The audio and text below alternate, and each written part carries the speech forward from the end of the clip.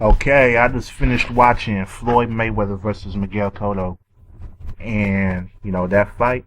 If I was interested, but first we're gonna talk about the undercard fights. Undercard fights was pretty good. They had that who was it, Carlos Quintana and DeAndre Lattimore. Quintana knocked him out. I think what was it, round six? You know, Lattimore was looking good, okay, the first two rounds, but they underestimated him. Then he ended up getting countered and then eventually dropped. After that, we had Jesse Vargas and Stevie Forbes. Vargas, his defense was looking good in that fight. He had that good left jab he was working throughout the whole fight, keeping Forbes at a distance. But later in the fight, though, Vargas started to gas out. He still won the unanimous decision. But, like I was saying after seeing him against Jose Cinto on that Mayweather-Ortiz undercard, Vargas, he really got to work on his discipline, so he's not wasting too many shots during combinations. And then he also got to work on his conditioning, because he be gassing out.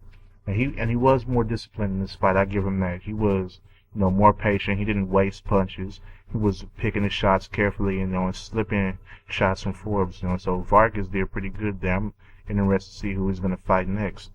After that, we had Canelo Alvarez and Shane Mosley. Mosley only won the first round. Canelo was landing bombs on Mosley, man. I'm like if you seen Rocky when Drago just nailing Rocky with shots, that's what it looked like. But Mosley didn't go down. And Mosley was landing shots, but they wasn't doing nothing to Canelo. Canelo was coming forward, walking through him. And so, it was interesting to see, he beat Mosley, but the fact that he wasn't able to finish Mosley or even put him on the ground, considering how big he is, and he hit a whole lot. He seemed like he hit a lot harder than Pacquiao. So Pacquiao could put Mosley on the ground, and Canelo Alvarez couldn't. That raises some suspicion. It raises some questions. So I'm wondering about that. Because with the shots that Canelo was landing, Mosley didn't even really seem to be too wobbled at all from any of them, and didn't go down with those kind of shots, hitting them in the head so clean and everything, and with the shots to the body. That does make me wonder, But after that, we had the main event, Cotto versus Mayweather, which was an interesting fight. First few rounds, Floyd was up in Cotto's face. He was throwing combinations. He was, trying to finish Cotto off by round 8, like many people in this camp said he was gonna do. Thing is, that didn't happen. So when Floyd seen that, he was trying to finish Cotto and Cotto wouldn't go down, he went back to his boxing ways. And some people are gonna say Cotto was giving Floyd the business, but those who missed the fight, you're gonna have to go back and watch. Floyd won the first 4 rounds. Rounds 5, 6, 7, and 8, is when it looked like Cotto was doing good. And you gotta pay attention to this. I'm gonna tell y'all this if you ain't seen it. And for those of y'all who did, and didn't notice, go back and look at the fight after this.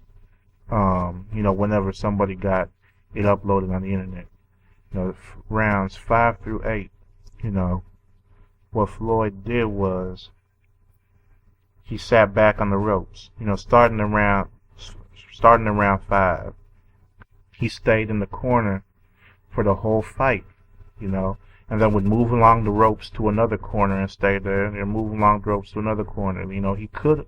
And you can see, people said Floyd's legs is gone. They ain't gone. If you would have seen the way he was skipping around the ring, his legs ain't gone. So those of y'all who believed it after Freddie Roach, said it after Floyd's win over Mosley, shut the hell up. Because y'all looking stupid for that.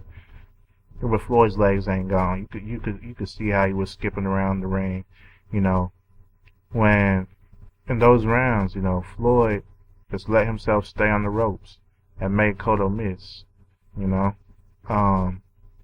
there are so many times where he could have just, skipped around Cotto, left him behind in the corner, took it back to the middle of the ring. He didn't, though. And you hear him, he said, we want to give the fans excitement. That should ring some bells. Why when he has so many opportunities to get off the ropes or get out of the corner? Did he stay there, and let Cotto, throw combos at him? But, even though Cotto was throwing combos, Floyd was still landing short right hooks, right, left hooks, and uppercuts, on the inside, even, with Cotto throwing those barrages of punches. But question is, if you look at it, why didn't Floyd move out the way at all those times when he could have? Because he wants to give the fans excitement. Listen to how loud the crowd was getting. People are going to be looking at, the casual boxing fans, a lot of the ones who buy the fights, the ones who don't really know nothing about boxing and expect boxing to be, all brawling, and don't understand that boxing is a thinking man's game, and that, the sweet science is hit and not get hit. The people looking for a brawl in a street fight, a lot of the people who buy the fights, they're going to see that, and they're going to be, wait, people said Mayweather is boring, but look at this. Look at how he's staying in there trading shots with this dude, and like they up on the ropes and it's getting ugly and everything. We're gonna have to buy his next fight. And that's what it is. Floyd is smart in the ring and outside the ring. He hails himself as, number one undefeated and, the king of pay-per-view sales in boxing, the biggest attraction in the sport. Called himself Money Mayweather, even though, that nickname started off as a joke, but, he came to, personify that with his pay-per-view sales.